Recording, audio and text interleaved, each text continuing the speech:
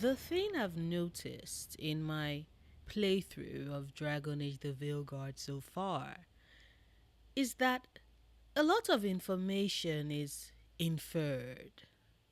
If you learn to explore and read and look between the lines, however, you just might notice something that makes certain people's behavior make a bit more sense. In this case, the veil jumpers. Want to know what on earth I'm talking about? Well then, keep watching. So tell me, how's your playthrough of Dragon Age the Veilguard going so far? Are you enjoying it? Is it more of a bumpy ride with parts you love and parts you're meh about, and other parts that you absolutely hate? Because I'm so far 22 hours in and I'm having an absolute blast. I've been playing it for hours each day, barely able to sleep and barely remembering to eat. Occasionally, though, I go on Twitter and it's on there that I had a conversation with another fan where they complained about the believability of the veil jumpers, believing Solas's claims about the Evanuris being not so benevolent gods like the myth would have them be.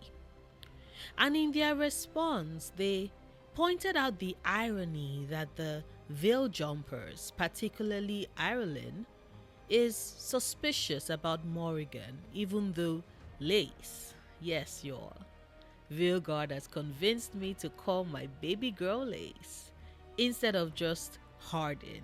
Who would have thunk? But back to what I was saying. They found it weird that Ireland would remain suspicious of Morrigan, even with Lace vouching for her, when the very same Ireland is perfectly okay with believing the claims of Solus about the Evanuris. And this confusion of theirs made me realize that there are certain secrets early on in the Veil Jumper camp that a lot of people might have missed. That answers this question, and thus the idea for this video was born. And just in case you're worried, don't worry. There will be minimal spoilers. And for those who need further clarity, I will only be using clips from Balara's recruitment mission, part of Demeter's crossing, and a bit from Balara's companion quest to help her stabilize the artifacts. But not her heart-to-heart conversation with Rook later on in that same mission. I'm saving that particular clip for another video idea I have planned. None of my words in this video will spoil happenings in the game for you, so you can rest easy on that. But before I dive into the video, hello, I'm Noria, and I make videos that center and focus on characters, characterizations, themes, and stories across various media. Movies, TV shows, books, anime, and video games. If that sounds like your jam, do check out some of my other videos. If you like what you see, do consider subscribing.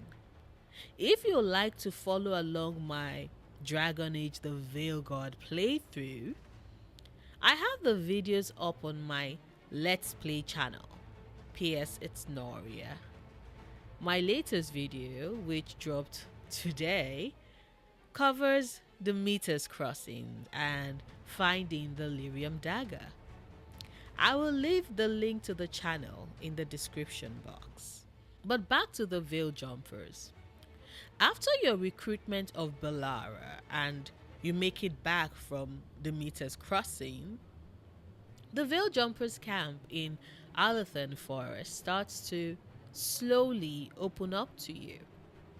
But just as you get to meet more jumpers and can now purchase weapons, armor for yourself and Balara, and of course show the caretaker some love, you also start to see notes about the camp that give you some insight into these characters. Yes, Ireland is almost always complaining about Morrigan when you enter the camp, but her notes reveal that she's heard that Morrigan is the daughter of Flemeth, legendary witch of the wilds, who is said to be immortal. And so she wonders and worries about what Morrigan actually is and what her deal is. And you know what? That cynicism is justified. Morrigan does tend to show up under suspicious circumstances in the games, and it is a staple that people often don't trust her. At first, anyway. But back to the Veil Jumpers and what some people consider bad writing on the part of BioWare, i.e., that when Rook, Nev, and Lace step out of the Luvian and into the Alathan forest where they run into Strife and Ireland, who are looking for Balara, you as Rook drop the news alongside your companions about how, although you were able to stop Solas's ritual, you ended up releasing some of the Evanuris, namely Elganan and Gillenane.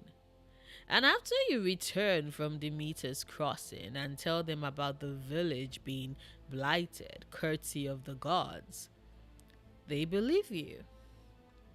I've seen talks online about how it's too easy that they just take your word for it, especially when this is about their gods, who, according to their mythology, are pretty benevolent. People have complained that there should have been more instances of disbelief on the part of the Veil Jumpers, particularly Ireland and Strife. And although I get where they're coming from, I do have to disagree. According to their lore, Veil Jumpers are a faction tasked with exploring Alathan to find the records and monuments of elven history. The reason why they search every corner and go to places that other elves, whether Dalish or city, can barely begin to dream about is because they have taken it upon themselves as their responsibility to find and archive the history of their people and the knowledge of an age and a time gone by. And so it only makes reasonable sense that if anyone or any faction would find proof or records of how truly monstrous the self-proclaimed gods that the Evanuris are, then it would be the Veil Jumpers. That is what they've taxed themselves to find: the truth of elven history. And if you do Belara's companion quest of helping her stabilize the artifacts so they don't become unstable, then you get to enter the Veil Jumper's artifact vault. And if you read up on said artifacts contained within the vaults, then you understand that they have started gathering that proof.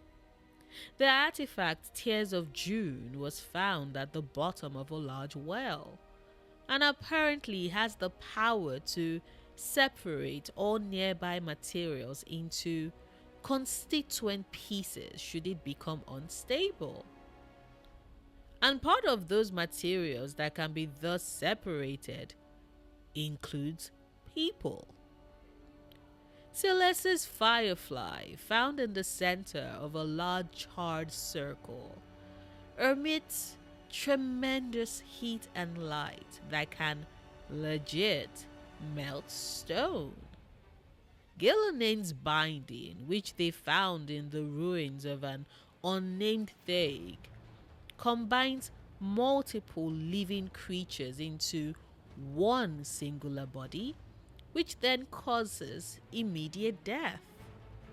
Or Dirthamin's guidance, which was found on the western edge of Wadspire, buried in snow, which causes nearby objects to continue floating upwards indefinitely, never again to be retrieved. I mean, would anyone who discovers these artifacts belonging to their gods think of said gods as benevolent? Wouldn't this discovery logically have you questioning if maybe what you thought you knew about said gods were false? And then you run into Varric, who tells you about Fen'Harel, the Dreadwolf, that he is currently chasing after, and the rest of the Enquiries, who are nothing like the tales that were told about them. Wouldn't that make you start connecting the dots? The reason why I mentioned in my How to Enjoy Dragon Age the Veilguard when it drops video that you shouldn't rush the game and you should instead take your time, read the codexes, fully discover the world, is because a lot of the writing that we get in Dragon Age games are sometimes subtle, with the information that the writers hope you discover and piece together. Rushing through means that you don't really get to see or experience these things. You don't get to question it, and you miss out on them. Because now I wonder how the Veil Jumpers felt when they first found out. Theirs is a faction that is filled with every kind of person and race who is interested in discovering the secrets of Alathan Forest. It makes me think of that statement, be careful what you wish for. Sometimes it's a case of be careful what you go in search of, because you just might not like what you find at the end of the road. Knowledge can be a burden, especially when it helps you realize just how flawed your gods are. So tell me, did you go into the artifact vault? Did you make the connections? How does it feel to realize that the Veil Jumpers probably knew the truth about the Enquiries before Varric found them and told them of Solus and the hunt? Are you still deep in the lore and the many questions we are most likely going to get to learn in the game? Are you excited about them? 'Cause I am. Like I said, I'm still playing the game and I know others are too. So let me know in the comments if you would like me to make more videos like this one that center things I discover, that give me more of an understanding of the world of Dragon Age the Veilguard and its characters. If you watch this video to the end, thank you. I know a lot of people are avoiding YouTube videos for spoilers, so I do appreciate you taking the time to watch this through. If you enjoyed it and what I had to say, please hit the like button. If you didn't, do hit the dislike button if you so prefer. Either way works for me, and I'm just happy you took the time to watch my content. Thank you. If you enjoyed this video, do consider sharing it. It helps me reach a wider audience, which helps my channel grow. and is incredibly supportive of my content. Speaking of support, a huge thank you to my Patreons who help me keep the lights on. Thank you. If you would like to support me on Patreon, the link to do so is in the description box. I make new videos 3 times a week: Mondays, Wednesdays, and Fridays. Whilst you wait for new content from me, do consider checking out my How to Enjoy Dragon Age the Veilguard before it drops video, if you haven't seen it yet. I think it's still relevant even if you've started playing Veilguard, as it is words of advice to help you fully enjoy your playthrough. Until next time, do remember, obsessing over the things you love? Perfectly valid coping mechanism.